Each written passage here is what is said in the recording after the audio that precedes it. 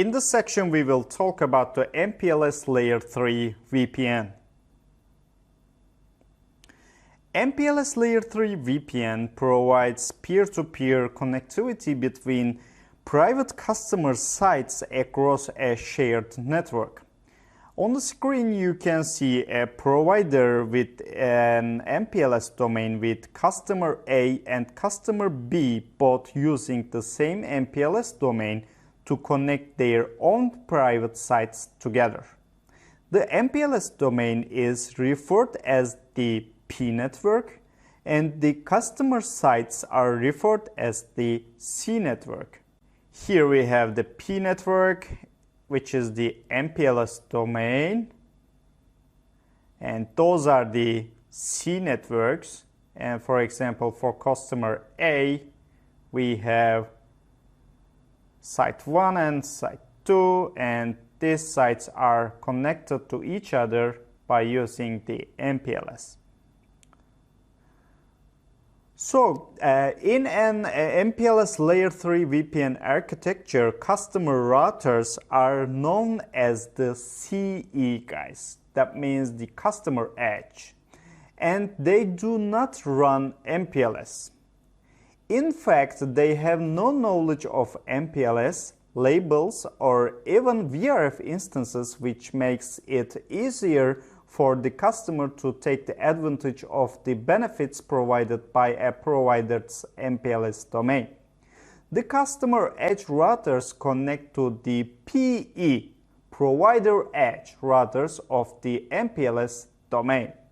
So you can see in here is the customer edge, and here is the PE, provider edge router, and these are the P routers, and we will talk about this one also. Please notice that the PE routers such as PE-R1 and PE-R5 are the ingress and the egress LSRs for the MPLS domain. And the P router provider routers such as PR2, PR3, and the PR4 are the intermediate LSRs of the MPLS domain. The goal is to have a customer A site 1 and customer A site 2 exchange their local routing information over the MPLS domain and then forward traffic as needed from site 1 and site 2 over the MPLS domain. The same would be true for customer B site 1 and customer B site 2. Due to the nature of the MPLS Layer-3 VPN, overlapping addresses spaces between customers is of no concern. Therefore, customer A and customer B can be using same private IP address space. In order to support multiple customers, the PE routers need to use VRF instances to isolate customer information and traffic from other customers. A different VRF instance needs to be created for each customer, and the interface that connects to the customer's customer edge router needs to be associated with the VRF. The CE router and the PE router exchange IPv4 routes using a routing protocol such as RIP, EIGRP, OSPF, or BGP, and routes are placed in the customer-specific VRF table on the PE router. Therefore, from customer's perspective, the PE router is simply another router in the customer's network, but it is under the control of the provider. However, note that all P routers are hidden from the customer. Once the PE routers learn routes from the CE routers, the PE routers redistribute the routes into multiprotocol BGP, so they can be exchanged with other PE routers. When another PE router receives the routes, they are redistributed into an IGP and placed in the correct customer VRF instance so they can be exchanged with the CE router. An important point to consider is that the P routers are not participating in BGP. Only the PE routers are. They are forming an multi-protocol IBGP neighborship with each other and exchanging the routes using the underlying network that is built with an IGP. So the PE routers and the P routers are using a dynamic routing protocol to learn about all destinations in the P network, and only the PE routers are using multi-protocol IBGP on the top of that to exchange the customer routes. Now let's go back to overlapping IP address spaces. If all customer routes are being redistributed into multi-protocol BGP, how does the BGP handle identical network prefixes that belong to different customers? It uses a route distinguisher RD to expand the customer's IP prefix so that it includes a unique value that distinguishes it from the other identical prefixes. The RD is generated and used by the PE routers on a per customer VRF interface basis, and to keep things simple, the RD is used regardless of whether there are overlapping address spaces. So the route distinguisher is used all the time. The unique 64-bit RD is prepended to the 32-bit customer prefix to create a 96-bit unique prefix called VPN-v4 address. This VPN-v4 address is exchanged by the multi-protocol IBGP neighboring. So, check the example on the screen. The customer A VRF instance is using an RD of 1:100, right? And the customer B VRF instance is using an RD, and this is 1:110. When these route distinguishers are prepended to the IPv4 prefixes, the results are a VPN-v4 route of 1:100, this address, and 1:110, this IP address. Now, let's say customer A also chooses to use 10.0.0/24 network and advertise it over to its other site. This is where the route distinguishers keep everything unique. Customer A would have a VPN-v4 route of 10.0.0/24, and customer B would have the route 1:110:10.0.0/24, and the following steps occur in this case. Step 1.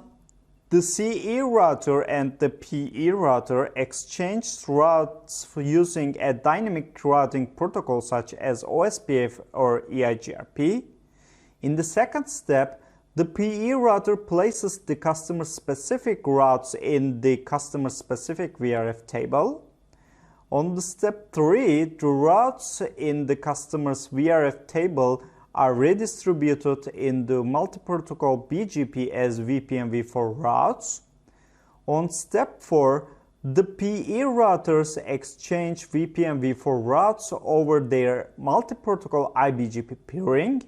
On step 5, the PE router redistributes the VPN-v4 routes as OSPF, EIGRP, and so on routes into the customer-specific VRF table. And on step 6, the PE router and CE router exchange routes using a dynamic routing protocol such as OSPF or EIGRP. So let's go ahead with the MPLS Layer 3 VPN label stack. For the MPLS domain to forward traffic, a label stack is required. Specifically, two labels are required for traffic to be successfully forwarded through the MPLS domain.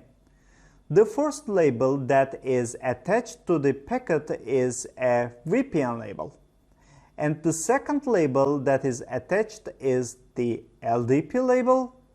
When the IP packet arrives at the ingress PE router, the PE router attaches both labels. The egress router uses the VPN label to determine customer specifics about the packet and what should be done with it. The LDP label is used for label switching from PE to PE in the MPLS domain. VPN labels are learned from the PE routers over the multi-protocol IBGP peering, and the LDP labels are learned using the methods we explored in earlier sections. Let's say that when PER5, this guy, learns of 10.0.20/24 from CERB, it places it in the customer B VRF instance.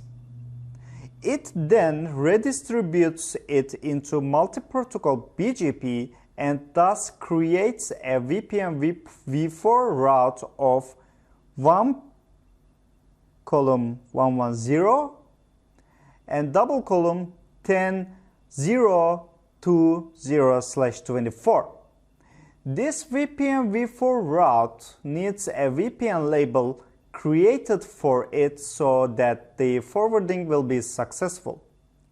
In this case, PER5 assigns it the label 35, as you can see in here. This label is shared with PER1 over the MP IBGP peering they have. You can see in here it also has the 35 now. Now, anytime PER1 receives an IP packet that is destined for 10.0.20/24, it knows to attach the label 35 so the packet can be forwarded. However, this label is known only by the PE routers. Therefore, if PER1 forwards this VPN packet to PR2, it will be dropped, and as it has no idea what the VPN label 35 means. Therefore, the LDP label is needed to forward the packet from PER1 and PER5. So the figure on the screen shows how LDP is used to exchange labels that have been generated by the PE routers and the P routers. PER5 tells PR4 to pop the label, PR4 tells PR3 to use the label 52, and PR3 tells the PR2 to use the label 10, and PR2 tells the PR1 to use the label 99. Okay. So once the complete LSP is now ready to label the switch the VPN packet from PER1 to PER5. Now let's take a look to the figure on the screen. So now when an IP packet destined to 10.0.20/24 arrives at PER1 from CERA, PER1 determines that the packet needs a VPN label of 35, so PER5 will know what to do with the VPN packet, and an LDP label of 99 so that the VPN packet can be label switched through the MPLS domain. Once the label stack is complete, PER1 sends the label stacked packet to PR2, When PR2 receives it, it only examines the LDP label. Based on the LFIP, it states that the label 99 needs to be swapped to 10 and forwarded to PR3. So it does so. When PR3 receives it, it only examines the LDP label. Based on the LFIP, it states that the label 10 needs to be swapped to 52 and forwarded to PR4. So it does so. And when PR4 receives it, it only examines the LDP label, and based on LFIP, it states that the label 52 needs to be popped and forwarded to PR5. So it makes this happen. Now PR5 only needs to read the VPN label, which is 35, and based on the scenario, the label is removed and the VRF instance for customer B is used to forward IP packet to CERB router.